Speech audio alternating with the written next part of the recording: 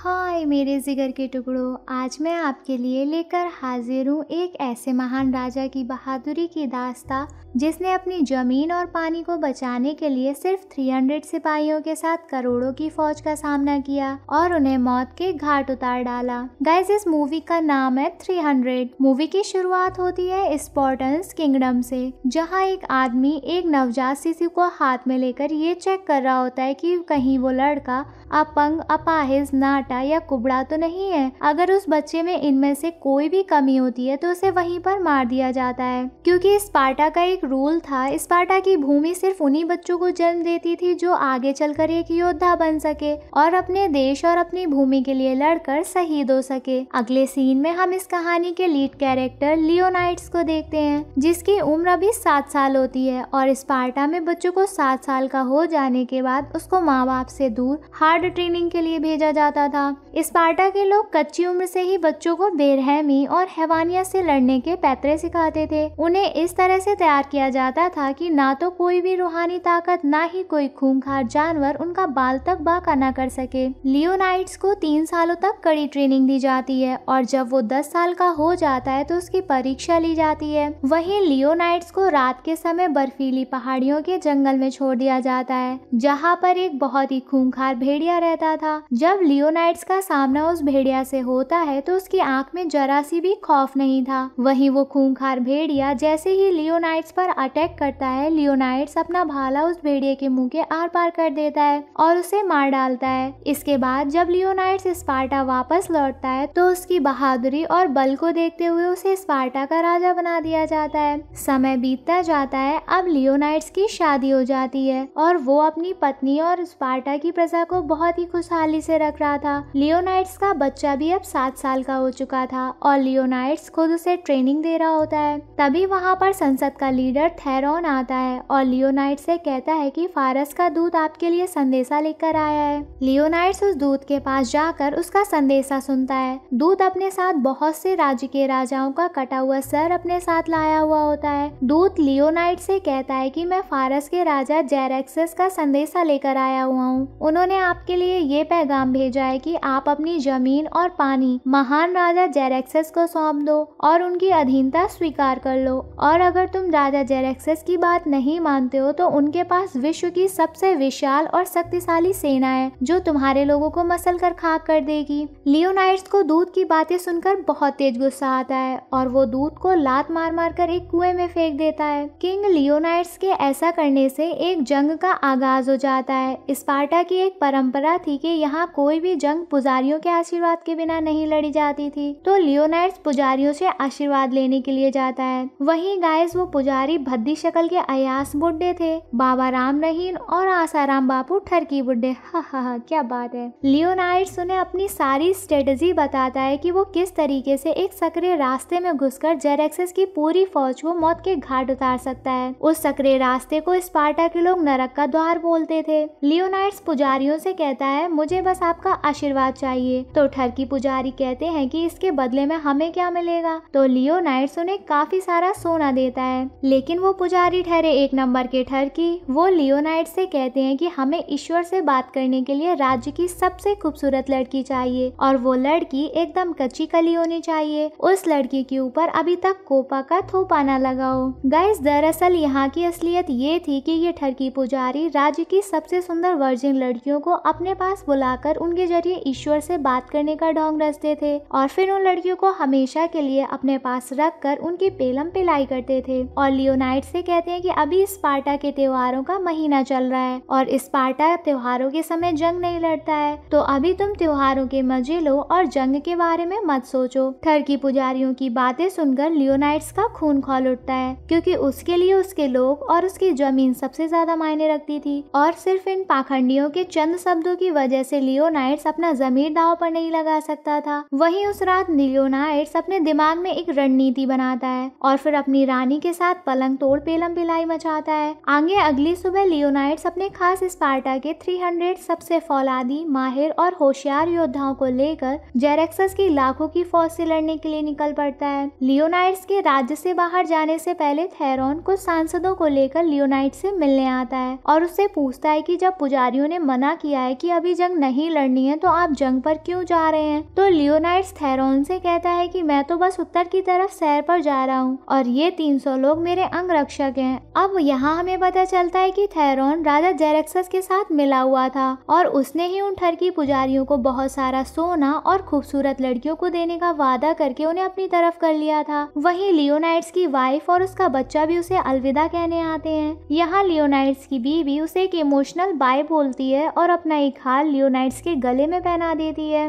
अब लियोनाइड्स अपनी 300 योद्धाओं की फौज लेकर आगे निकल पड़ता है। रास्ते में उसकी मुलाकात 200 आर्केडियंस से होती है। वहीं वो लियोनाइड्स से कहते हैं कि महाराज आप हमें भी अपने साथ ले चलो। तो लियोनाइड्स उनसे साथ चलने को हाँ कर देता है। अब वो बस एक साथ मिलकर आगे बढ़ते हैं। थोड़ा सा आगे चलने पर लियोनाइड्स को एक गाँव मिलता है जिसे जेरेक्सस के लोगों ने पूरी तरह से जला दिया था और पूरे गाँव के लोगों को मार काट कर उनकी लाशों को एक पेड़ पर लटका दिया था। तभी वहाँ पर एक बच्चा घायल अवस्था में आता है। वो बच्चा आकर सीधा लियोनाइड्स की गोद में गिरता है और लियोनाइड्स को बताता है यहाँ पर फारसी भूत आए थे और उन्होंने हमारे पूरे गांव को मार डाला। इतना कहकर वो बच्चा लियोनाइड्स की गोद में ही दम तोड़ देता है। तभी आर्केडियन उन्हें बताते हैं कि वो फारसी भूत अविनाशी है, उनसे कोई जीत नहीं सकता। तो लियोनाइड्स कहता है कि इस बात का फैसला तो हम स्पार्टन्स की तलवारें करेंगी। अब वहाँ से लियोनाइड्स की फौज नरक के द्वार के लिए आगे बढ़ती है और पश्चिमी पहाड़ी पर पहुंचकर वो लोग नदी के रास्ते फारसियों की लाखों की फौज को आता हुआ देखते हैं। लेकिन उस रात ईश्वर लियोनाइड्स पर मेहरबान होता है और वो अपना कहर जेरेक्सस की फौज पर बरसाता है और सभी नावों को पानी में तबाह कर देता है, जिससे लाखों फारसी पानी में डूबकर मारे जाते हैं। ये देखकर तो हर स्पार्टन्स बल्ले बल्ले करने लगता है, मगर सिर्फ एक इंसान शांत होता है और वो था लियोनाइड्स। अब स्पार्टन्स को लगता है कि फारसी तबाह हो चुके हैं, लेकिन जब वो पहाड़ी की दूसरी चोटी से देखते हैं तो वहाँ पर फारसी लाखों की तादाद में पहुंच चुके थे, जिनकी तादाद देखकर उनसे जीतना असंभव लग रहा था।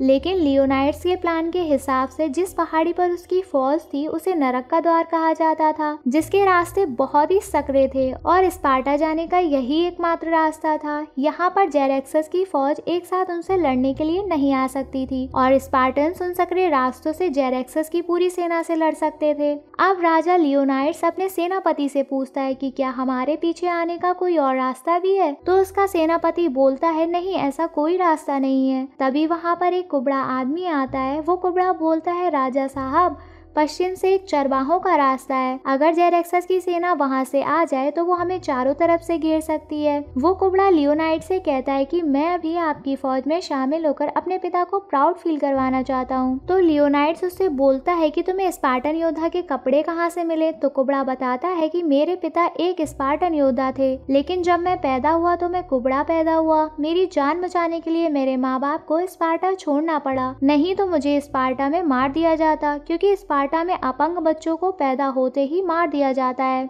लियोनाइड्स उस कुबड़ेपन की वजह से उसको अपनी टीम में नहीं लेता है, जिससे उस कुबड़े आदमी का दिल बुरी तरह से टूट जाता है और वो अपना भाला और शील्ड पहाड़ी से नीचे फेंक कर चला जाता है। इसके बाद फारसियों की फौज नरक के द्वार तक पहुंच जाती है। स्पार्टन ने वहां पर कुछ फारसी सैनिकों को मारकर एक दीवार बना दी थी, जिसे देखकर फारसी गुस्से से आग बबूला हो उठते हैं और स्पार्टन्स पर अटैक करते हैं। लेकिन स्पार्टन्स अपनी सूझबूझ और एकजुटता की ताकत से फारसियों की हजारों की फौज को मार गिराते हैं और ये स्पार्टन्स की बहुत बड़ी जीत होती है, क्योंकि उनमें से एक भी स्पार्टन्स नहीं मारा जाता है। इसके बाद राजा जेरेक्सस खुद लियोनाइड से मिलने के लिए आता है। जेरेक्सस लियोनाइड से कहता है कि तुम मेरे सामने घुटने टेक दो, इसके बदले में मैं तुम्हें अपनी सेना का सेनापति बना दूंगा। तुम पूरे यूनान के सबसे ताकतवर सिपाही होंगे। इसका जवाब देते हुए लियोनाइड जेरेक्सस से कहता है कि यार मैं घुटने तो नहीं टेक पाऊंगा, क्योंकि तुम्हारे लोगों को मार मार कर मेरी जांग में अकड़न आ गई है, इसलिए मैं तुम्हारे प्रस्ताव को यहीं ठुकराता हूँ। लियोनाइड्स की बातों से बेइज्जत होकर जेरेक्सस वहाँ से चला जाता है और फिर अपनी फौज की सबसे शक्तिशाली टुकड़ी, जिसमें दैत्य और खूंखार जानवर भी शामिल थे, उन्हें स्पार्टन से लड़ने के लिए भेजता है। मगर लियोनाइड्स की तलवार के आगे वो दैत्य भी नहीं टिक पाते और लियोनाइड्स अपनी तलवार से उस दैत्य का गला काट डालता है और स्पार्टन सभी खूंखार जानवरों को मारकर पहाड़ी से नीचे फेंक देते हैं। इसके बाद जेरेक्सस अपनी महान जादूगरों की फौज को स्पार्टन से लड़ने के लिए भेजता है और उनसे जंग में बम, गोला बारूद का इस्तेमाल करने को कहता है। लेकिन उन सकरे रास्तों पर जेरेक्सस की इतनी बड़ी फौज भी छोटी छोटी टुकड़ी में आगे बढ़ती है और स्पार्टन्स के सामने जेरेक्सस के जादूगर भी नहीं टिक पाते। स्पार्टन्स सबको मार गिराते हैं, लेकिन इस फाइट में स्पार्टन्स के सेनापति का बेटा मारा जाता है, जिससे स्पार्टन्स गुस्से में आकर फारसी फौज के सेनापति का हाथ और सर काटकर जेरेक्सस के पास भेज देते हैं। वहीं जेरेक्सस स्पार्टन्स के हौसले और उनसे बार बार मिल रही शिकस्त से बहुत ज्यादा खौफ में आ जाता है। अब जेरेक्सस की गुस्से की आग का शोला भड़क उठता है और उसका कहर उसकी ही फौज के सिपाहियों पर टूटता है और वो अपने ही सिपाहियों का गला काटकर उन्हें मार डालता है। तभी जेरेक्सस से मिलने वो कुबड़ा आदमी आता है और वो जेरेक्सस को स्पार्टन्स को चारों तरफ से घेरने का खुफिया रास्ता बता देता है। इसके बदले में राजा जेरेक्सस उस कुबड़े आदमी को बहुत सारा सोना,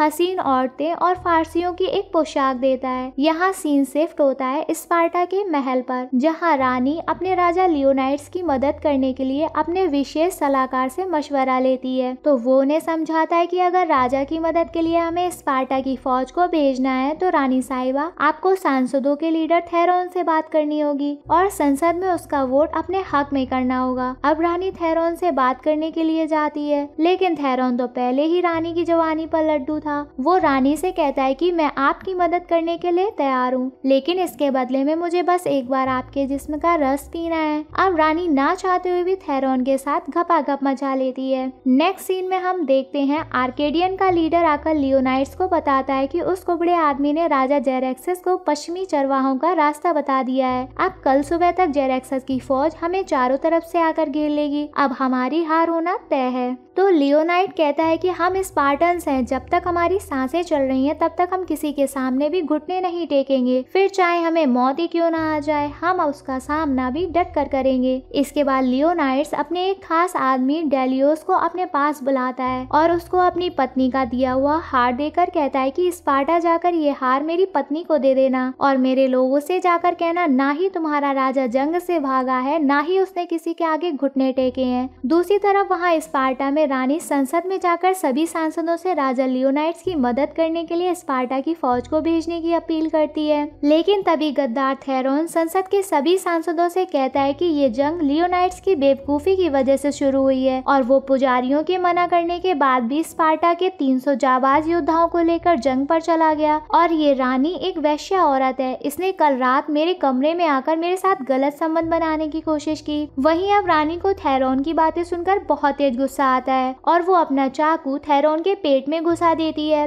वहीं थेरोन के पेट पर बंधी सिक्कों की पोटली खुलकर नीचे गिर जाती है और सभी को पता लग जाता है कि थेरोन एक गद्दार था और जेरेक्सस के साथ मिला हुआ था, देशद्रोही कहीं का। सीन वापस जंग के मैदान पर शिफ्ट होता है। इस बार जेरेक्सस खुद अपनी फौज के साथ स्पार्टन से लड़ने के लिए आया था और अब लाखों फारसियों की फौज ने स्पार्टन्स को चारों तरफ से घेर लिया था। जेरेक्सस की फौज का सेनापति लियोनाइड से कहता है कि तुम्हारे चुटकी भर सैनिक एक साथ हमारी लाखों की सेना से नहीं लड़ सकते, अब तुम्हारी मौत तय है। लेकिन हमारे महान रहमदिल राजा जेरेक्सस तुम्हें एक और मौका देते हैं, उनके सामने घुटने टेक लो और वो तुम्हें पूरे यूनान का सेनापति बना देंगे। उसके बदले में तुम्हें अपनी वफादारी दिखाते हुए अपनी ढाल और भाला नीचे छोड़ने होंगे। लियोनाइड्स के अंदर बहुत तेज गुस्सा भरा होता है, लेकिन वो अपने लोगों को बचाने के लिए अपनी ढाल और भाला जमीन पर छोड़ देता है और जेरेक्सस के सामने घुटने टेक देता है। तभी लियोनाइड्स को एक विजन दिखाई देता है जिसमें वो अपनी पत्नी को देखता है। उसे समझ में आ जाता है कि अगर वो नहीं लड़ा तो उसकी बीवी और बच्चे गुलाम बनकर रह जाएंगे, इसलिए वो जोर से चिल्लाता है स्टोलियोस, और स्टोलियोस एकदम से शील्ड से बाहर आता है और फारसी सिपाहियों को एक एक करके मौत के घाट उतारने लगता है। वहीं लियोनाइड्स अपना भाला उठाता है और फेंककर जेरेक्सस को मारता है, जिससे जेरेक्सस का गाल कट जाता है और सभी स्पार्टन्स जेरेक्सस की फौज से फाइट करने लगते हैं। लेकिन तभी पहाड़ियों पर खड़ी धनुर्धारियों की विशाल फौज अपने तीरों की बारिश स्पार्टन्स के ऊपर कर देती है, जिससे लियोनाइड्स और उसके सभी साथी वहीं पर मारे जाते हैं। दूसरी तरफ स्पार्टा में डेलियोस लियोनाइड्स की बीवी को उसका हार देता है, जिससे कि वो समझ जाती है कि उसका पति अब इस दुनिया में नहीं रहा। इसके बाद डेलियोस संसद में जाकर लियोनाइड्स की जाबाज बहादुरी के किस्से सभी सांसदों को सुनाता है और फिर स्पार्टा की पूरी फौज एकत्रित करके फारसियों से लड़ने के लिए निकल पड़ता है। और इसी के साथ ये मूवी यही एंड हो जाती है। गाइज, इस फिल्म की आगे की कहानी भी है जो नेक्स्ट पार्ट में कंटिन्यू होगी। अगर आपको ये फिल्म पसंद आई और आप सेकंड पार्ट भी देखना चाहते हैं तो हमें कमेंट करके बता दीजिएगा। हम जल्दी ही आपके लिए वो भी अपलोड कर देंगे। अब चलिए चुपचाप से हमारे चैनल को सब्सक्राइब कर दीजिए। I love you family.